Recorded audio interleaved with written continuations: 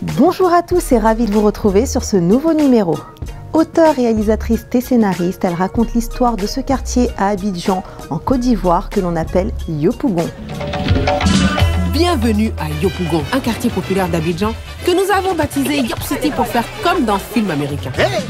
Je vous présente Ignace, mon géniteur. Aya, tu me fatigues. Pourquoi tu es toujours en train de me désobéir? Cette belle femme, c'est Fanta, ma mère. Tu poses trop de questions. Mais je n'ai rien dit encore. Tu es trop curieuse. Les nouvelles vont vite dans ce quartier. Souvenirs et fiction sans aucun misérabilisme, puisque tout est raconté avec beaucoup de tendresse et d'humour. Notre invitée d'aujourd'hui est Marguerite Aboué, auteure de la bande dessinée Aya de Yopougon.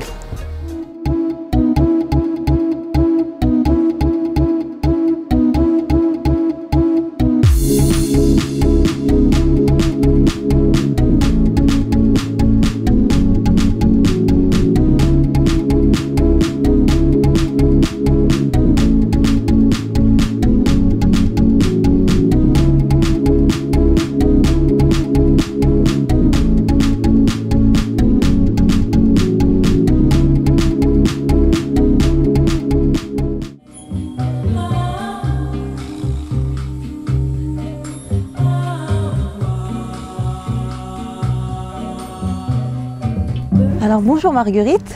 Bonjour Kecha. Merci d'avoir accepté notre invitation. Merci à toi de m'inviter. Je t'en prie. Alors tu es auteure, scénariste et réalisatrice, notamment d'une bande dessinée qui a connu un succès incommensurable, vraiment incroyable. Tout se passe à la fin des années 70 en Côte d'Ivoire à Yopougon, dans un petit quartier d'Abidjan. C'est là que vit Aya, une jeune fille très sérieuse qui préfère rester étudier à la maison plutôt que de fréquenter les maquis, de sortir avec ses copines. Comment t'es venue l'idée de mettre en place cette bande dessinée? Alors, je pense que tu sais, je voulais raconter des souvenirs heureux, un pays aimé.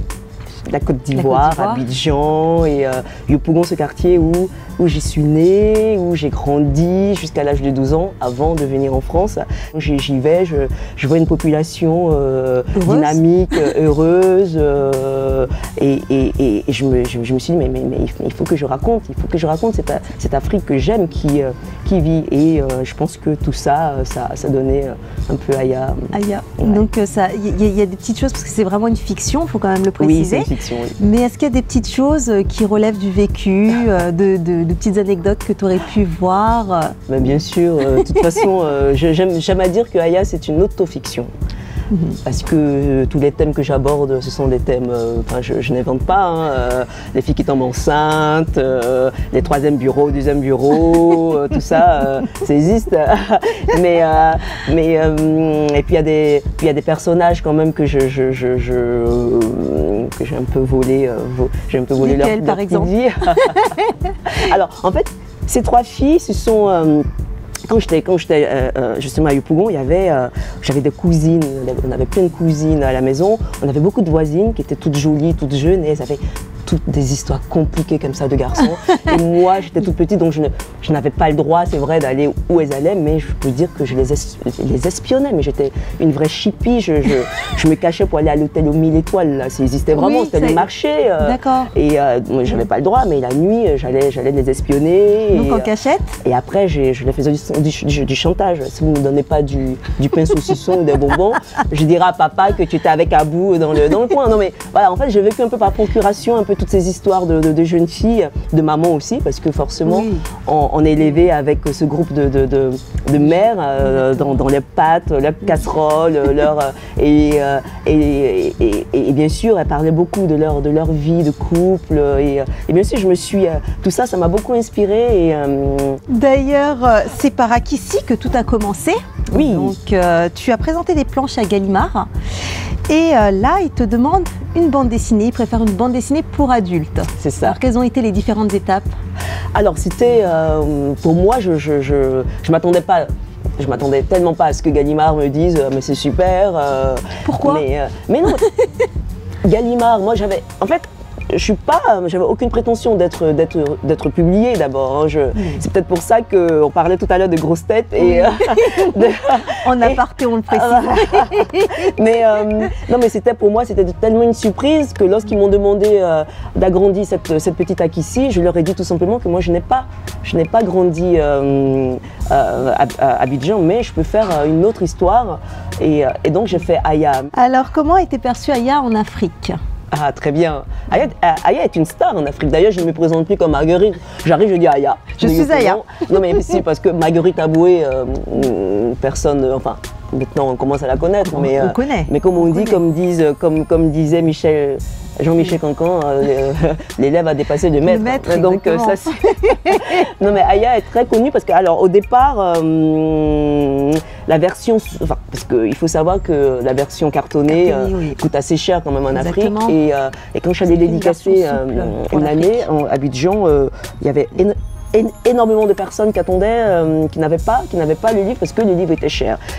Donc avec Gallimard, ça c'était super ce qu'ils ont fait. On a fait une version souple, donc moins chère pour l'Afrique francophone. Oui. Et donc après, on a pu trouver un peu Aya dans beaucoup de foyers.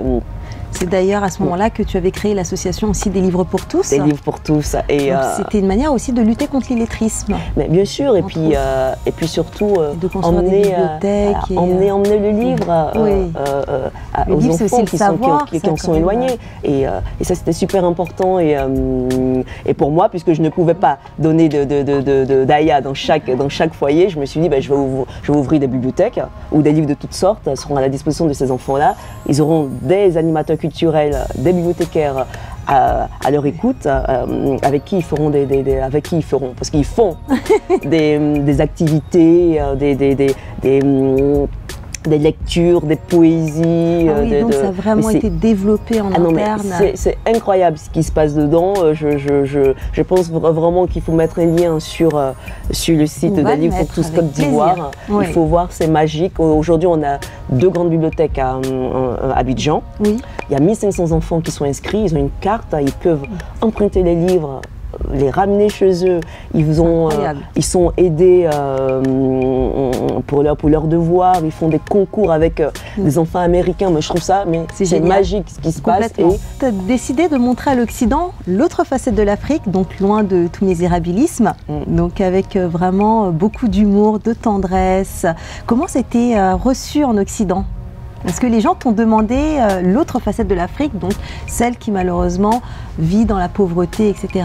Alors, c'est vrai qu'au départ, quand le livre est sorti, j'ai eu certains journalistes quand même d'ici qui ont dit que je jouais à l'autruche, que l'histoire était drôle, sympa, mais que j'oubliais quand même de parler des vrais mots de l'Afrique.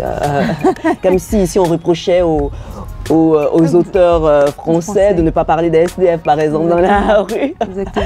Et en plus, je pense qu'ils n'ont pas bien compris en fait ce qui se passait vraiment. Ils ont dit que je racontais l'histoire de petites bourgeoises dans un quartier. Après, je dis ok. Et je t'avoue que j'étais un peu triste. Et puis le même soir, on a eu le prix du premier album. Donc ça, c'était un peu une petite revanche. Alors 2015, c'est l'année d'un projet, une série télévisée. C'est la vie. Est-ce que tu peux nous en parler? Qu'en est-il? Alors c'est la vie. Alors ça c'est un projet qui en fait c'est un peu une sorte de défi.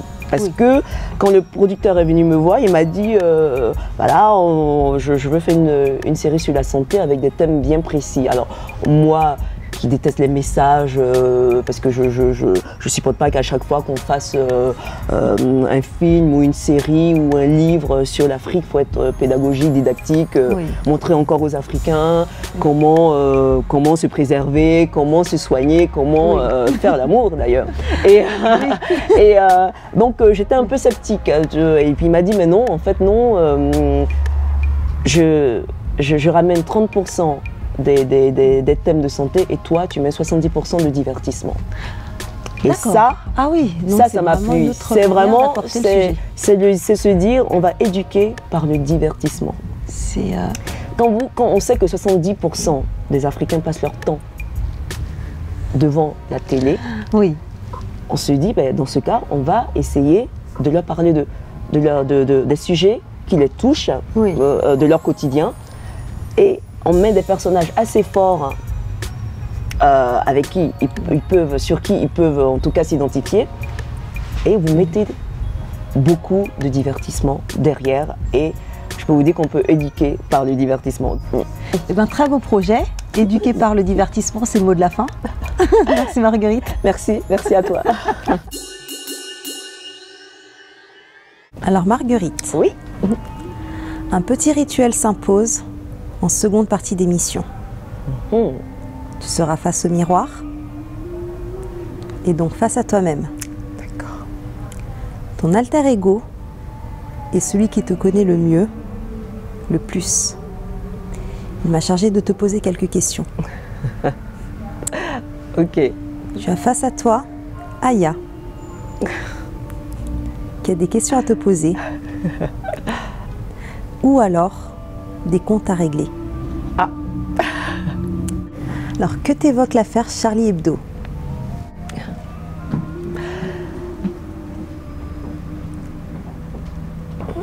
Beaucoup de peine, parce que j'ai des amis qui ont péri dans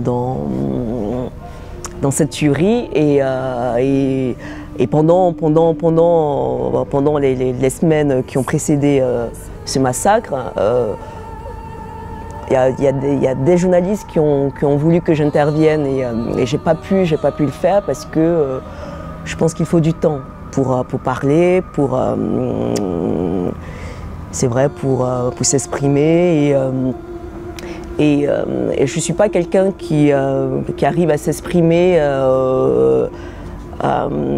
tout de suite, en fait, à chaud en tout cas. Et je pense qu'il y a beaucoup de choses qui ont été dites chaudement parce que c'est vrai, parce que c'est quelque chose qui nous a tous touchés. Et je suis convaincue que, voilà, que Charlie doit continuer, doit exister, parce qu'on a besoin encore d'humour, hein, vraiment, pour pouvoir faire passer des messages. Maintenant, bon, comme on dit, on peut pas rire de tout avec n'importe qui.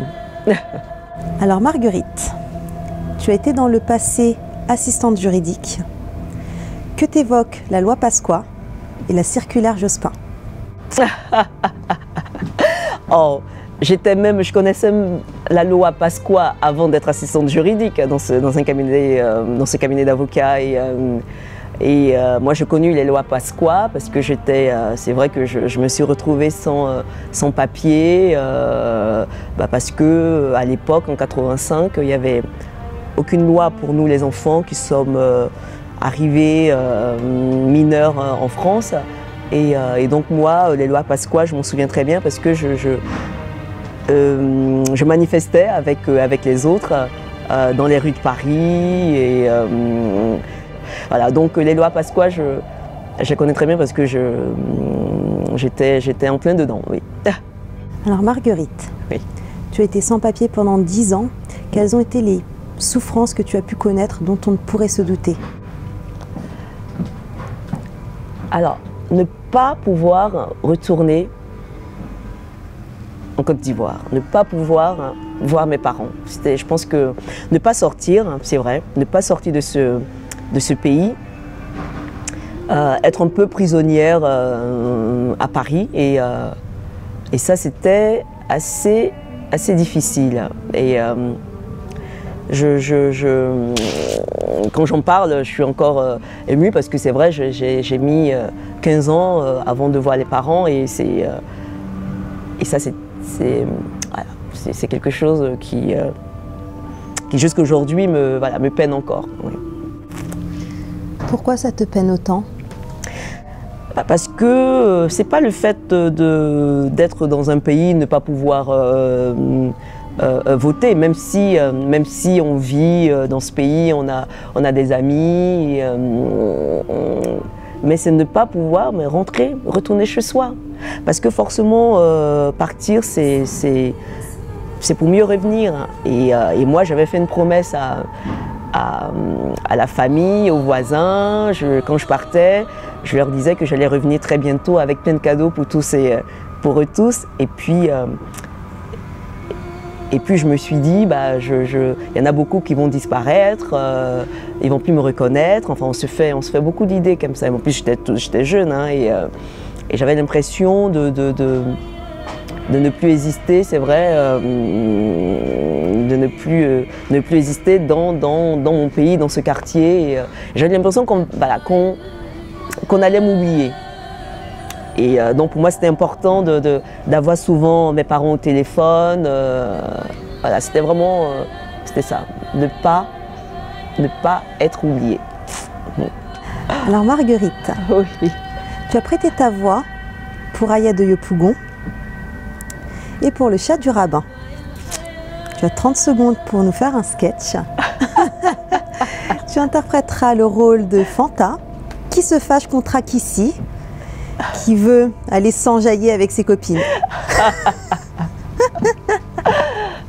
Hey, c'est quel genre de fille même que Dieu m'a donné là? Akissi, c'est pas possible, tu vas me tuer. Comment tu peux aller ramasser les enfants des gens pour les rendre malades? Il t'a rien demandé, l'enfant, il est bébé, il ne parle pas, il t'a pas dit de t'occuper de lui. Mais vraiment, non mais toi, je vais te donner. De toute façon, je vais te donner. Parce que là, c'est pas possible. Hein? Avec ta vilaine tête, on dirait casserole là. Qui est devant moi?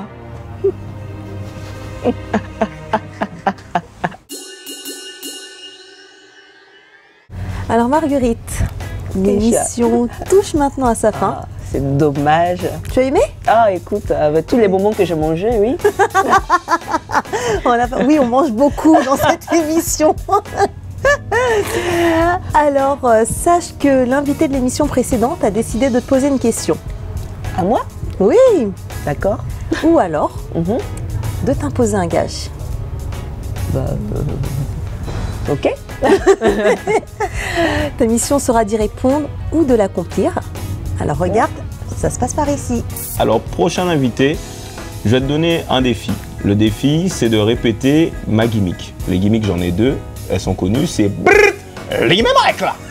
Alors, il faut juste faire la première gimmick, mais le plus longtemps possible. Je vais donner l'exemple.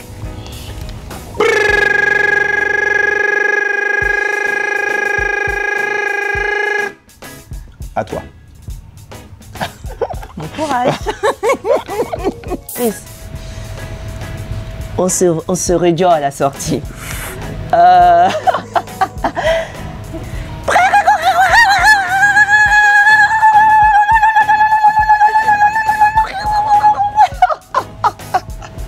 Mais attends, mais c'est, je sais pas, soit j'ai un problème, Là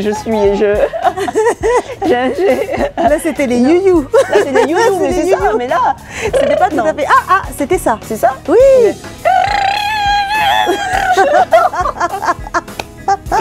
Bon, On bah. y était presque, on y Voilà, était j'ai presque. raté, mais je sais. En fait, je pourrais y revenir Bon, voilà, dans ton émission. Oui, Et d'ici 2 mois, disons. oui, voilà. t'entraînes et puis, pour te parler d'autres projets, et puis Voilà. puis je reviendrai. Ouais. Ouf. Eh ben merci Marguerite. Merci. Je te fais un bisou. Oui. Merci À beaucoup. bientôt. À bientôt. Keisha. De Yopougon au festival d'Angoulême, Marguerite Aboué fit un chemin qui fut long mais glorieux. Un grand merci à vous de nous avoir suivis et rendez-vous la semaine prochaine avec un nouvel invité.